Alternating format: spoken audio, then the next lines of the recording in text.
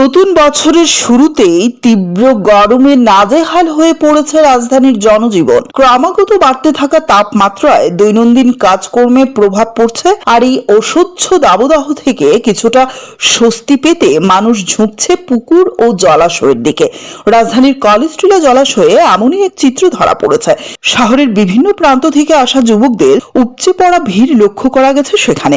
অনেকেই দিনের দীর্ঘ সময় জলের মধ্যেই কাটাচ্ছেন গরম থেকে সাময়িক মুক্তি পেতে।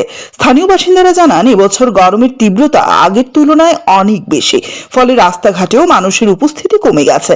অন্যদিকে চিকিৎসকরা অতিরিক্ত গরমে সতর্ক থাকার পরামর্শ দিয়েছেন। বিশেষ করে দুপুরের তীব্র রোদ এড়িয়ে চলা, পর্যাপ্ত জল পান করা এবং প্রয়োজন ছাড়া বাইরে না বেরোনোর কথা বলা হয়েছে। তবে জলাশয়ে নেমে স্বস্তি খোঁজার পাশাপাশি নিরাপত্তার দিকেও গুরুত্ব দেওয়ার আহ্বান জানানো হয়েছে, যাতে কোনো অপ্রীতিকর ঘটনা না ঘটে।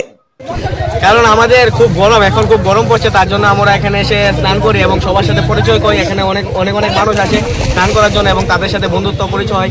সবসময় পড়াশোনা করে সব কিছু চালানো যায় না, পড়াশোনার পাশাপাশি আমাদেরকে কিছু স্নান টান করে খেলাধুলা করতে হবে, স্নান করতে হবে, সব কিছু নিয়ে আমাদের চলতে হবে। তো তার জন্য আমরা এখানে স্নান করতে আসি। অনেক অনেক মানুষ আছে এখানে। এই জায়গাটার নাম হচ্ছে কলেজটিলা, যেখানে প্রত্যেকটা মানুষ স্নান করার জন্য আছে, খুব আনন্দ করে, খুব আনন্দ করতে পারে, ব্ল্যাক পিক মারে, সবকিছু করে। তো আমরাও এখানে আসি। কতক্ষণ তোমরা থাকো এখানে?